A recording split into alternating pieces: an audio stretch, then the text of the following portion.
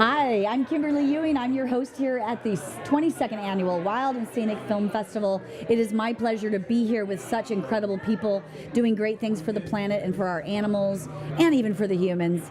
My guests tonight or today are two pretty special people I've been talking to off the air. Jim and Lana Beissel. Is it Beissel? Beissel. So sorry, let me try that again.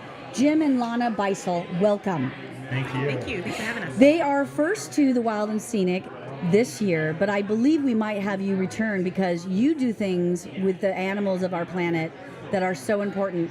Your movie I just saw minutes ago is Sloth 360. Congratulations on that incredible film.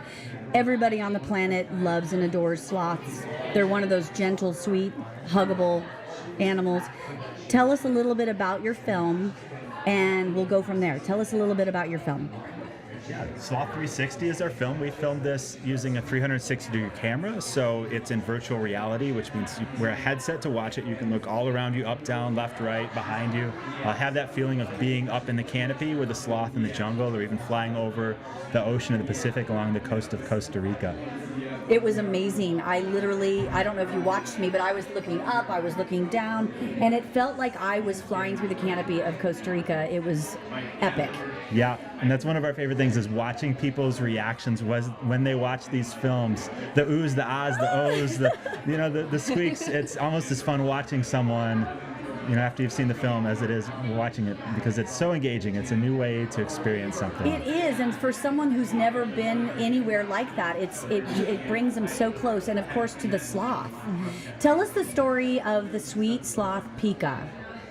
Oh, sorry, a little sloth tika. So in Costa Rica, they use the suffix tika to say something small. That's right. And she's little. So Tika was a sloth that got orphaned, and there's a rescue that we worked with. The Sloth Institute does amazing work with sloths, and we were fortunate enough to be there when they were able to go and rescue this sloth and bring her in for evaluation. And they will rehab sloths for as long as they need to. Occasionally, they'll have one that they can't release, but in this case, Tika was able to grow and become healthy and get released back into the wild, which is always the hope when you bring in a wild sloth.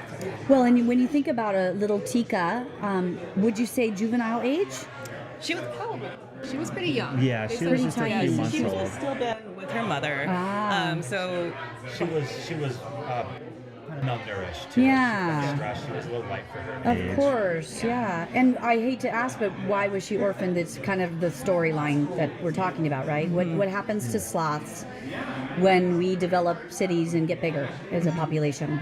We don't know exactly what happened between the time that she was separated from her mother and when she was rescued and brought into the rehab, but there were a lot of dogs in the areas on kind of the edge of the city where there's a lot of traffic, a lot of dogs, and it's possible that she just got scared by a dog or something like that and wound up in a tree and and got separated. Any number of things can happen with a sloth. They're suffering from habitat destruction and habitat disruption, where they can't get from one tree that's a food source to the next tree that's a food source. And sloths oftentimes will have like a favorite tree, and they just do not want to leave that tree, or just have like a circuit of favorite trees. And if they can't get from their first favorite tree to their second favorite tree, they will literally just stay in one tree and starve, even if there are other food sources around.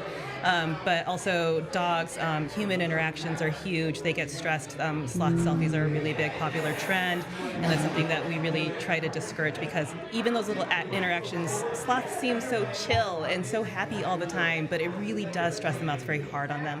And then dogs, of course, are a problem. And then if they can't get from one part of their territory to the next in the canopy, they come down to the ground and they have to crawl across the ground, and they could get hit by cars. Oh my goodness! And sometimes they use power lines, which is also problematic. Right. They can get electrocuted on power lines. Ooh. So. Well, and one thing I thought was clever in the film is that they're doing some simple solutions of just tying rope in the canopy, and then they climb on the rope from tree to tree. Is that a small solution for some of these issues with the sloths, do you think? It's a little thing that's making a big difference. Oh, good. You see them going over the busy roads and taking the place of power lines, so now they have a way to get from this side of the road to the other without getting in the road or getting onto a power line. Yeah. And the Sloth Institute's been working to put more and more of those in the areas that they work. I'm so it's been glad. very successful. And it's such an easy solution. I just love that, where everybody can contribute.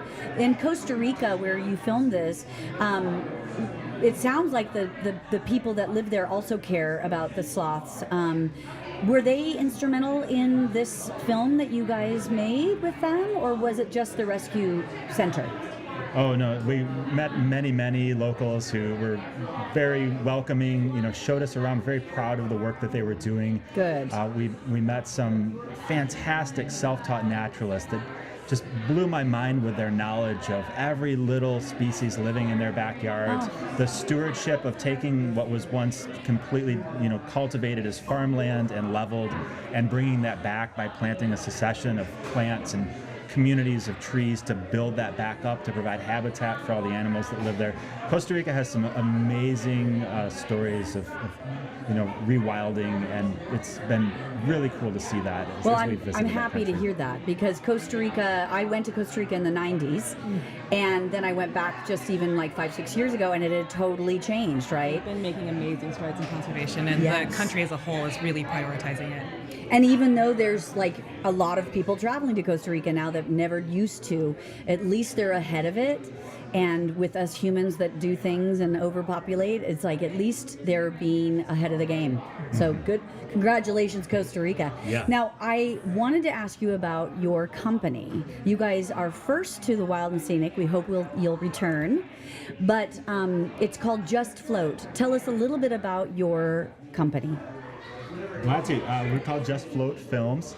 Our mascot, it's the I love manatee. it. Thank you. The manatee. Manatees just float whenever things seem like they're getting a little too hectic. All you need to do is think like a manatee and just take a deep breath and float. And, I love it. We both love the ocean. We love diving. We're both free divers, and breath hold diving is something that we're both passionate about, exploring the ocean as a Fantastic. marine mammal, basically. So that's kind of where we got our origins.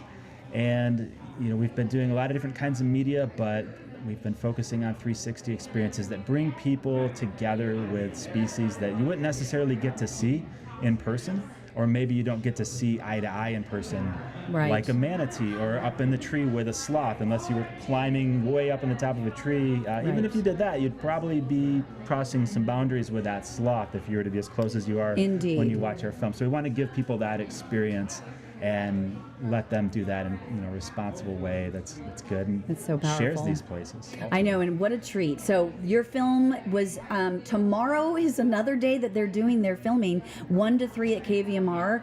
Today when I went, it was packed. It was so amazing. And that's a good problem to have. Yeah. I hope that you guys return next year. It's such a pleasure to meet you guys. Thank you for coming. Thank you. We've loved the response here. It's been a privilege, and we've loved being here. So we look forward to coming back. Come back. Absolutely. Another animal, another thing. That's Thank right. you so much for being here at the Media Lounge. Let's give it up for these guys, huh? At Just Float.